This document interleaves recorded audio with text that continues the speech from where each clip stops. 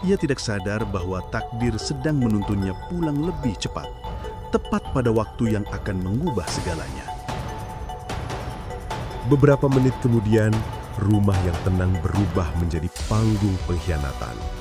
Suara tawa Rani dan Arman menggema, terlalu nyaman.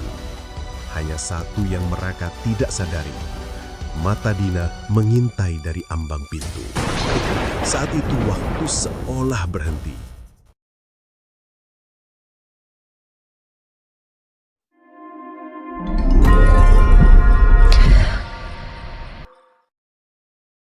Pagi itu, cahaya matahari menembus jendela rumah Dina dan Arman, menyinari ruang tamu yang terlihat tenang. Dina, wanita karir yang selalu sibuk, menyiapkan sarapan dengan cekatan. Sementara Arman duduk santai di sofa, senyumnya samar dan sulit ditebak. Aroma kopi memenuhi udara, tapi ada ketegangan yang tak tampak jelas, seperti rahasia kecil yang menunggu untuk terungkap. Mas, sarapan udah di meja. Jangan lupa jaga rumah ya. Jaga rumah? Ya ampun, Din. Aku kan juga lagi mikirin usaha. Cuma karena sekarang ini aku belum kerja, bukan berarti aku nganggur loh. Iya mas, aku ngerti kok. Tapi nggak ada salahnya kan bantu sedikit. Ya nanti aku bantu beresin.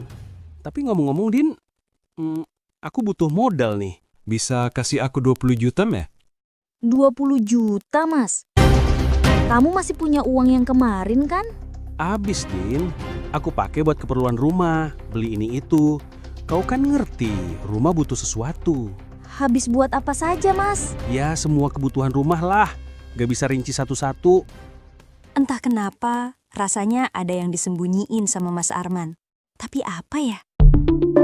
Ya sudahlah, nanti aku transfer ya. Nah, gitu dong. Terima kasih ya, sayang. Iya mas, kalau begitu aku berangkat dulu ya. Assalamualaikum. Waalaikumsalam. Hati-hati di jalan ya. Iya mas.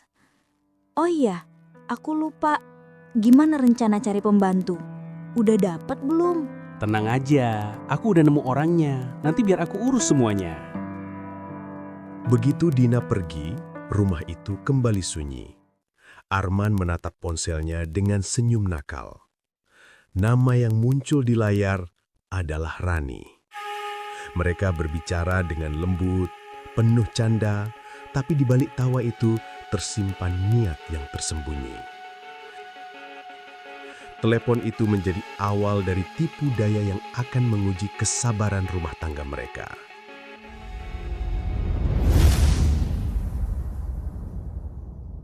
Halo sayang. Halo Mas, tumben nelpon pagi-pagi gini, kangen ya? Dasar kamu bisa aja. Iyalah, aku kangen. Emangnya kamu gak suka ya aku telepon pagi-pagi gini? Iya, suka dong. Cuman takut ketahuan sama istri Mas aja. Tenang aja, istriku udah berangkat kerja. Kita bisa puas-puasin deh teleponannya. Soalnya tiap dengar suara kamu, rasanya semua capek langsung hilang. Mas bisa aja gombalnya. Oh iya sayang, aku ada kabar gembira nih. Aku baru dapat uang 20 juta dari Dina. Sekarang kamu mau minta apa? Pasti aku kasih. Serius Mas? Aku pengen ganti HP yang lebih bagus. Soalnya HP ku ini udah kuno, jadul lagi. Boleh kan Mas? Oke sayang, nanti aku beliin. Anggap aja hadiah kecil dari aku. Makasih ya Mas.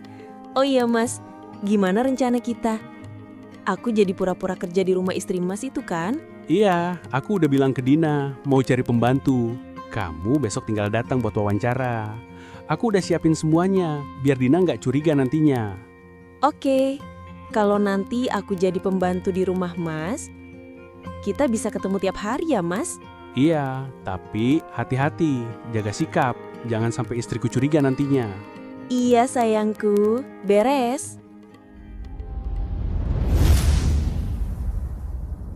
Keesokan harinya, ketukan di pintu menandai awal hari yang tak biasa. Rani muncul dengan koper besar, penampilan rapi dan modis, bak model yang tiba di rumah biasa. Dina menatapnya, tercampur penasaran dan jengkel. Arman duduk santai, namun senyumannya tak bisa menutupi kegugupan. Koper besar itu seolah membawa rahasia. Rahasia yang perlahan akan meruntuhkan keseimbangan rumah ini.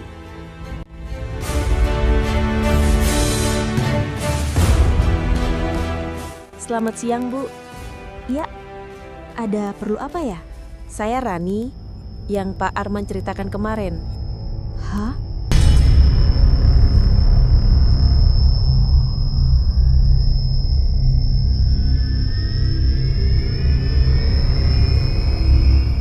Jadi, kamu yang namanya Rani, yang Mas Arman ceritakan itu? Iya, Bu. Aduh, Mas, yang bener aja kamu. Coba lihat deh, ini kamu yakin, Mas? Kamu nggak salah orang kan? Lihat tuh, pembantu kok pakaiannya serba terbuka. Cantik, tinggi, fashionable. Ini sih kalau dipikir-pikir malah kayak model, bukan pembantu. Cantik dari mana sih? Aku sih biasa aja. Lebih cantikan kamu kali. Lagian ya, mau ada perempuan kayak gimana juga, aku tetap cintanya sama kamu sayang. Nggak ada yang lain. Mas, kalau pembantu modelan kayak gini sih, nanti kamu bisa ngiler lagi kepincut sama dia. Enggak, aku nggak setuju. Saya ngerti, Bu. Tolong kasih saya kesempatan, Bu. Oke, aku terima kamu dengan satu syarat. Pakai pakaian yang sopan. Dan ingat ya, jangan sekali-kali kamu godain suami saya. Ngerti kamu? Siap, Bu. Saya akan bekerja sebaik mungkin. Saya akan profesional dan patuh, Bu. Ya, Rani, kamu diterima kerja di sini. Mas Arman ini aneh banget sih. Kenapa pilih pembantu modelan gini ya? Aku harus selidikin ini.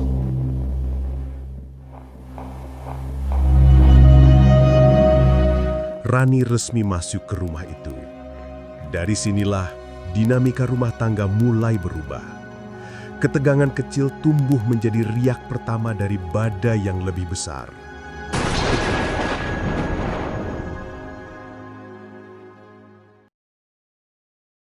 Malam itu, rumah kembali tenang.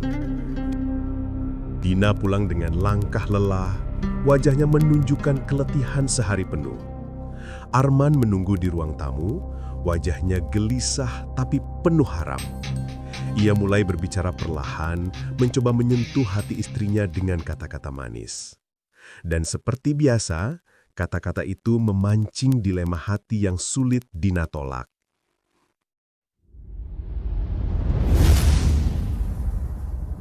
Din, kamu capek banget ya hari ini?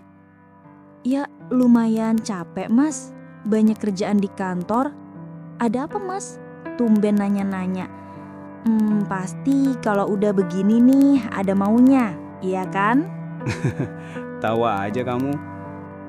Begini, aku cuman pengen ngobrol dikit, Din. Soal masa depan kita, soal usaha, soal peluang, soal harapan.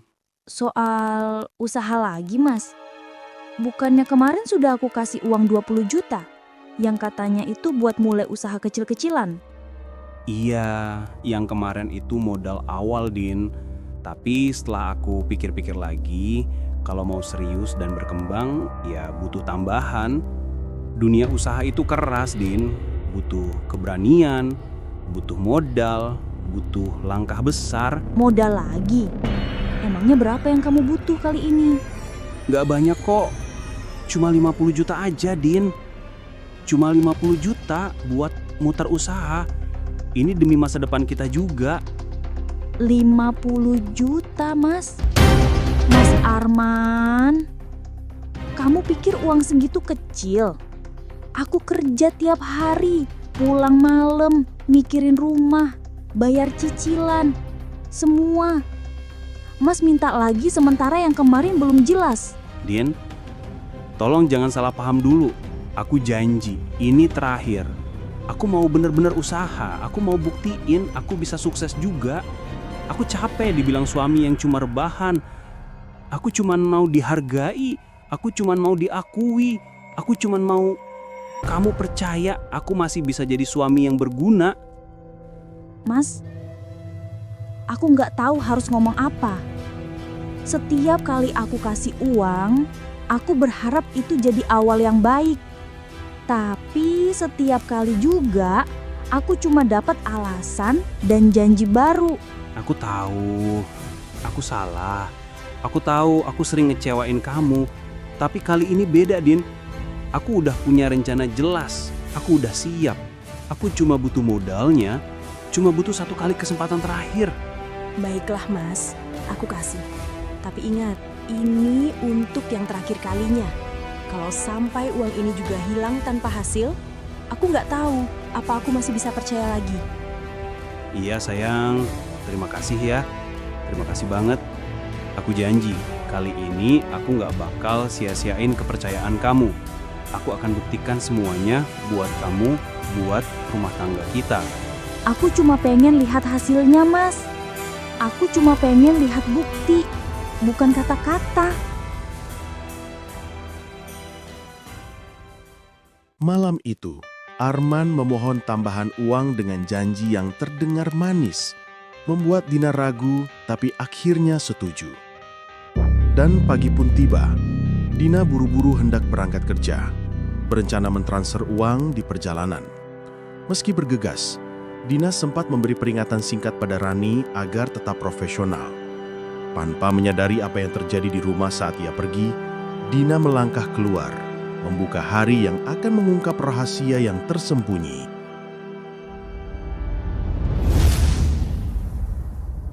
Aku berangkat dulu ya, Mas. Nanti uangnya aku transfer pas perjalanan kerja. Soalnya aku agak buru-buru banget nih. Oh iya Rani, kerja yang sungguh-sungguh ya. Jangan sampai godain suaminya orang.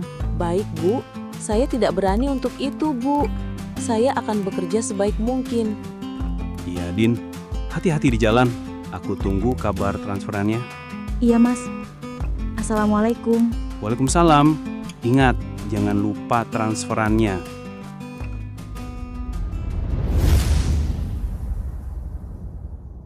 Dina melangkah keluar rumah dan membuka pintu mobilnya.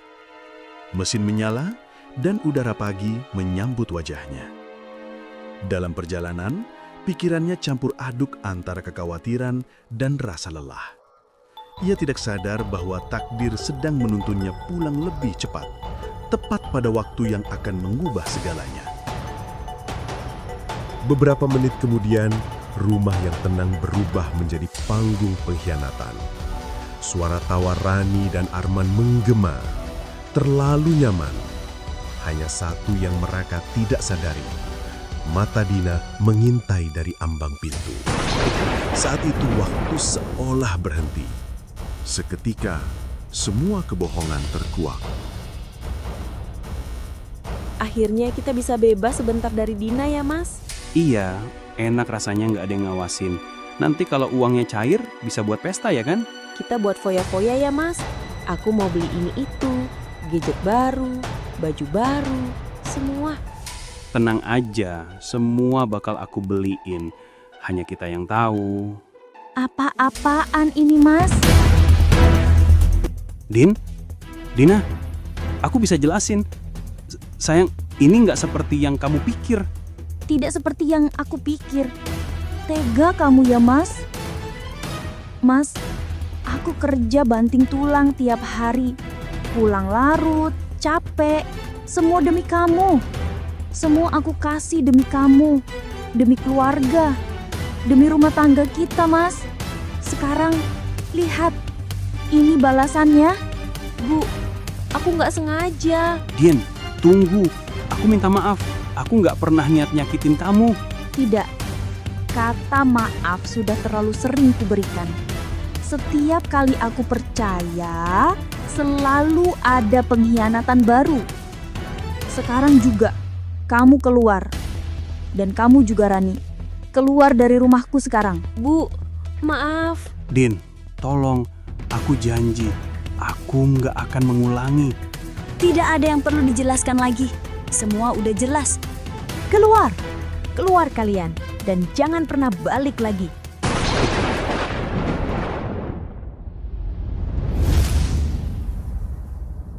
Arman dan Rani pergi. Dina berdiri beberapa saat, menenangkan diri, air mata menetes, napas terengah-engah. Rumah yang tadinya penuh rahasia, kini kembali hening. Tapi luka yang ditinggalkan tak akan mudah hilang. Seiring waktu berjalan, kebenaran menuntut balasannya. Rani kehilangan pekerjaan dan kehormatan. Arman pun kehilangan segalanya.